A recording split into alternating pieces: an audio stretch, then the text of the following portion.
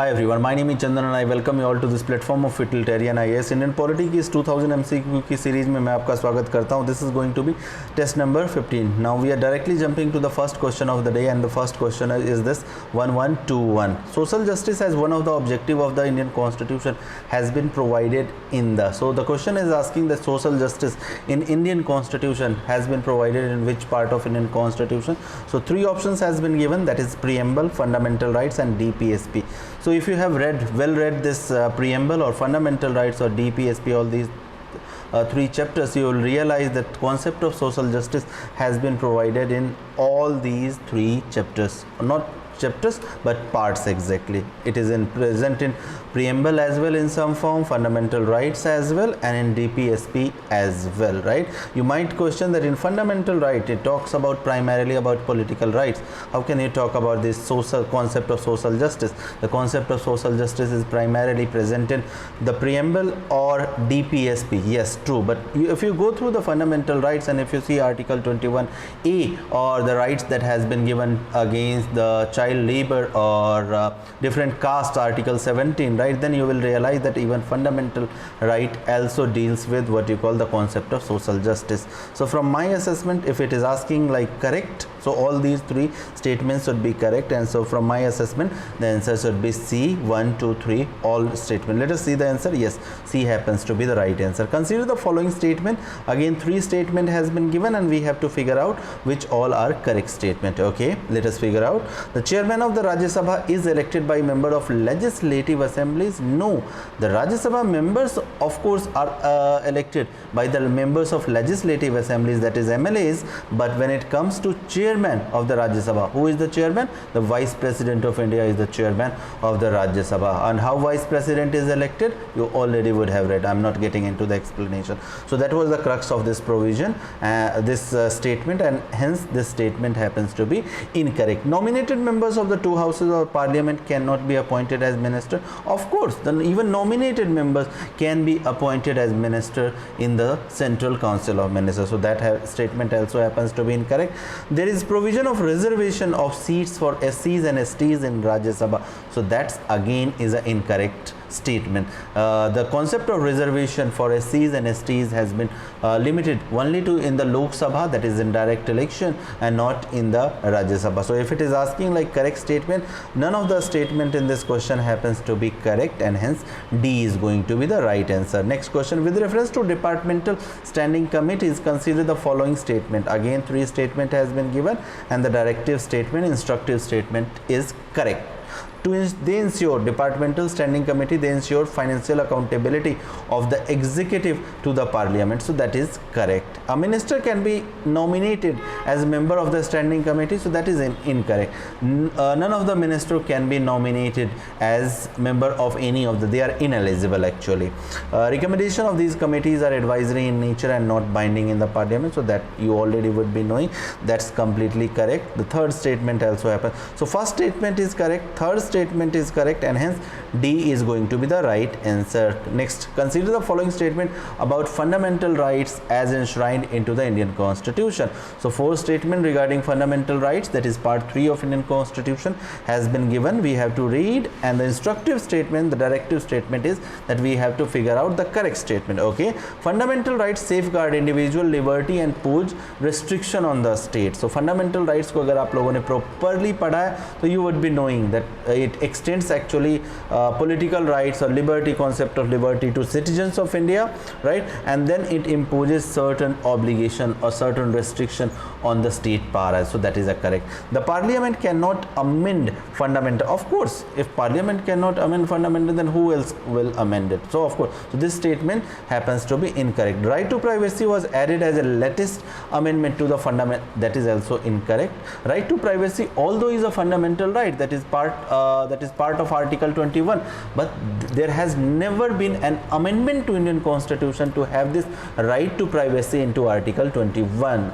right? Please understand this expansion of Article 21, you would have seen 17, 18 sub-parts of Article 21, sub-rights, you can say sub-rights, right, into the Article 21A, but that has been by expansion of the Supreme Court, various Supreme Court's judgment, and not by the way of amendment as has been alluded into this provision or this statement. So that is also incorrect, right?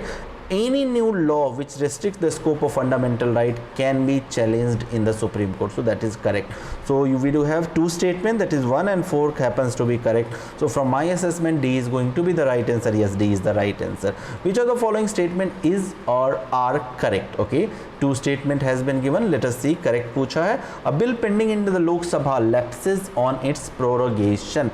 No, a bill pending in the Lok Sabha can lapse when it is dissolved, but on prorogation it does not lapse. Okay, so that is incorrect. A bill pending in the Rajya Sabha which has not been passed by the Lok Sabha shall not lapse on the dissolution. So that is actually correct statement. We have to tell the correct statement. So B happens to be right statement. Consider the following statement with reference to President's rule.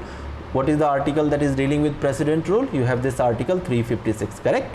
A law made by the parliament becomes inoperative 6 months after President rule has ceased to operate. So that is an incorrect statement, right? In case of President rule, what you do have is that this law, any law that parliament has enacted on any of the state subject, that will not become inoperative until and unless the state legislature has actually revoked it by passing another law, right? It will continue to enjoy whatever provision that parliament has enacted. So that is an incorrect statement. The President rule does not affect the fundamental right of citizens of that state.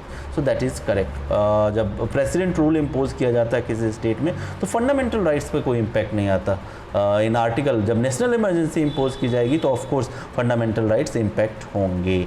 So correct statement हमें बताना है. Second is going to be the correct statement and hence B is the right answer. Consider the following provision under DPSP as enshrined into Constitution of India. Four statement again has been given. Seems like a long question. Now what is the directive statement? Which of the above are socialistic principle that is reflected into the, so you do know, right, whole of the directive principles of the state policy has been divided or classified not by the constitution but by academician, various constitutional expert, into three categories. Socialist does, to some DPSP we do call that these are socialist DPSP, to some group of DPSP we call liberal, and to some we call what you call these scientific, right? So to organize agriculture, so it is asking socialistic principles, right, which of all are socialist. To organize agriculture and animal husbandry on modern and scientific lines, so that is not a socialistic or what you call DPSP. Equal pay for equal work for men and women, so that is actually a socialistic deed. To promote welfare of the people by social, also that is also a socialistic principle. To protect and improve the environment and to safeguard the forest and wildlife, that is not a socialistic what you call this DPSP, right? So 2 and 3 happens to be right answer, and hence B is going to be the right answer. Consider the following statement regarding impeachment motion brought against Chief Justice of India. The Chief Justice of India, misbehavior or incapacity are the only grounds mentioned for the impeachment in the Constitution, so that's correct. Motion for removal can be moved only into the Rajya Sabha, that's incorrect. Motion can be moved into the Lok Sabha as well. It has to be passed by special majority, so that is also correct. First and the third correct statement it is asking. First and third happens to be correct. C is going to be the right statement. Which of the following DPSP was added by 44th constitutional amendment? So the first option, to minimize inequalities in income, status, facilities and opportunities. So this is the very first statement was added by 44th constitutional amendment into the DPSP, that is part 4. So the first is going to be that is A is going to be the right answer. Which of the following is not among the fundamental duties mentioned in the Constitution?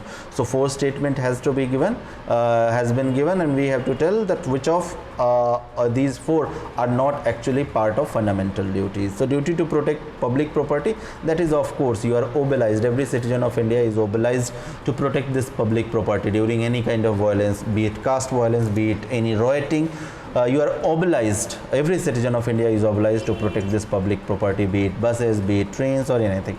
Duty to improve the environment. So of course every citizen of India is obliged to bring the clean environment, right? So that is also a fundamental.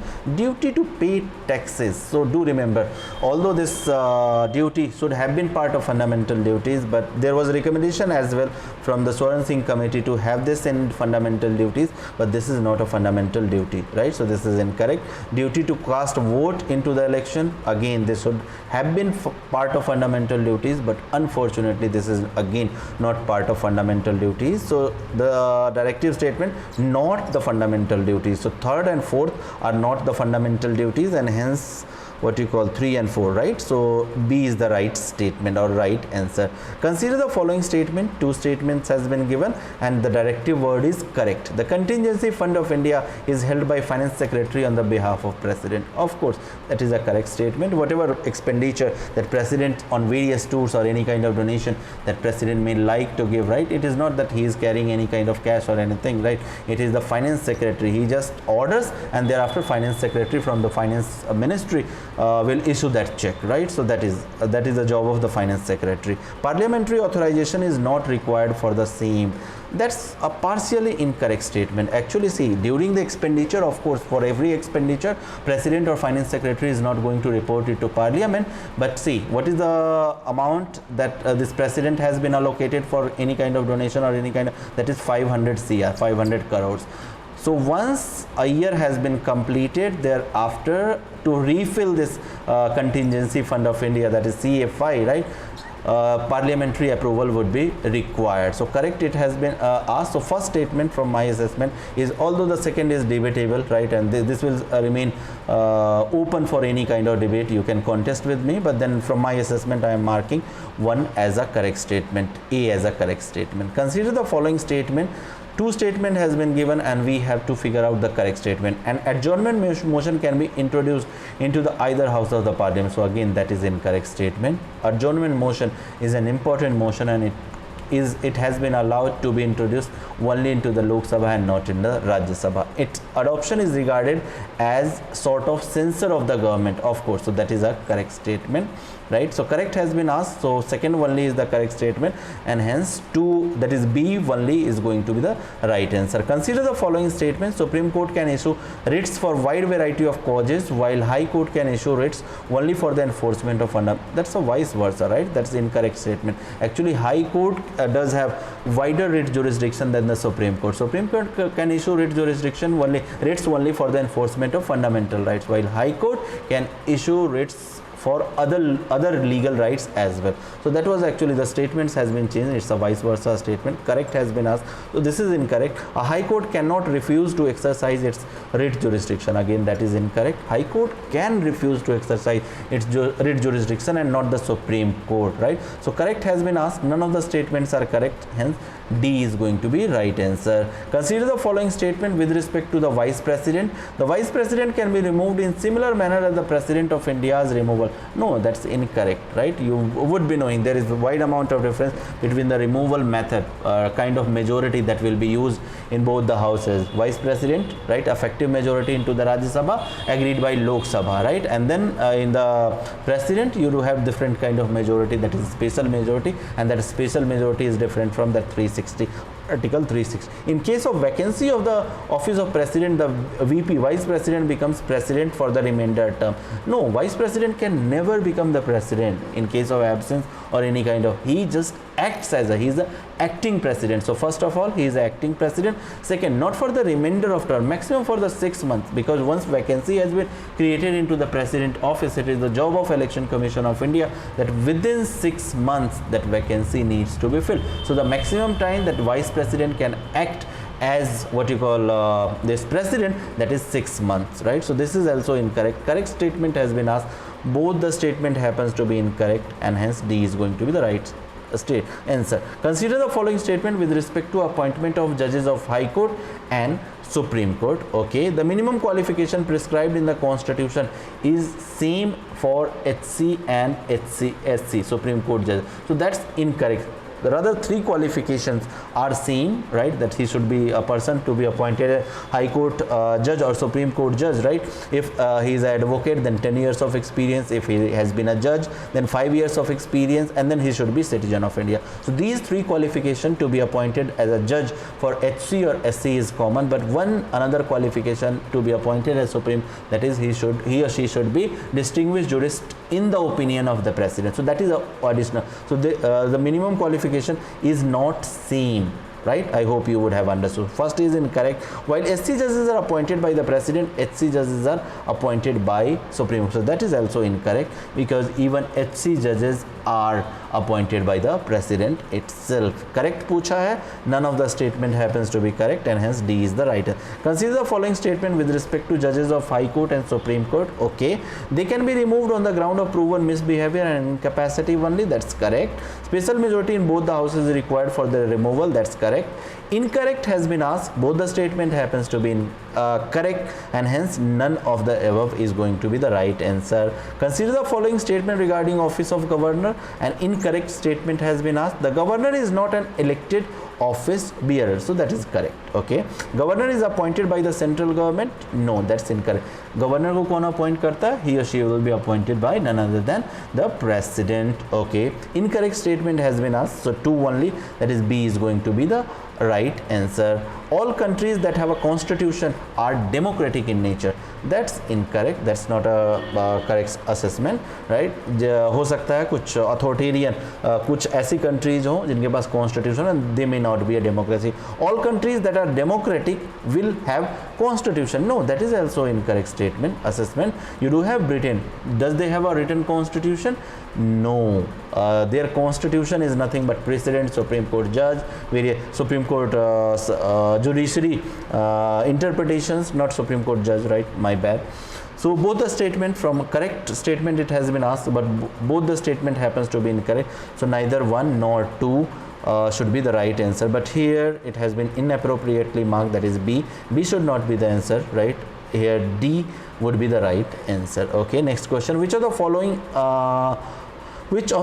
on objective resolution of 1946 is incorrect? Okay, India is an independent, sovereign, socialist and republic nation. Now the first statement is going to be incorrect, because objective resolution that finally translated into what you do have in today's is, that is preamble, right? So the original preamble or unamended preamble that we do have, you know, right? Preamble has been amended once by Madam Gandhi, right? So before that amendment, this particular word, that is secular, was not present into your original preamble, and so it was not present into the objective resolution as well. So this statement going to be incorrect, and hence A is going to be the right answer. Okay, last question of the day. Which of the following determines that Indian constitution is federal? Okay, a written or rigid constitution? No, this can't be a proof for India to be a federal. Okay, vesting of residuary power with the center? No, of course, this makes rather India a unitary country, right? Indian constitution has been blamed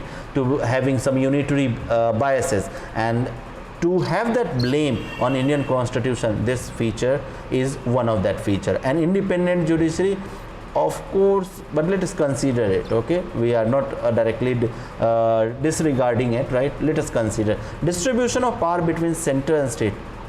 This can be answered, and this is rather the definition itself for the federal. What is the federalism? What is the federalism? Federalism is nothing but a distribution, means different organs of the state you may have, right? You do have parliament and you do have state, right? So 2 entities we do have. At the central level you do have parliament, you do have central government, and the state level you have state legislature and the state government. So the federalism principle is nothing, it is the devolution of power it talks about. So distribution of power between center and state, right? That is a symbol of Indian constitution to be federal. So D from my assessment is going to be the right answer. Again, the answer is inappropriately marked, right? This can never be an answer, because this rather alludes to Indian constitution as having unitary feature, right? So 2 questions in this session has been marked inappropriately, but yeah, be sure that whatever I have told, right, that is going to be the right answer. So D in this case is going to be right answer. This was the last question. With this, I am wrapping up this session. Meet you into the next session. Till then, bye bye.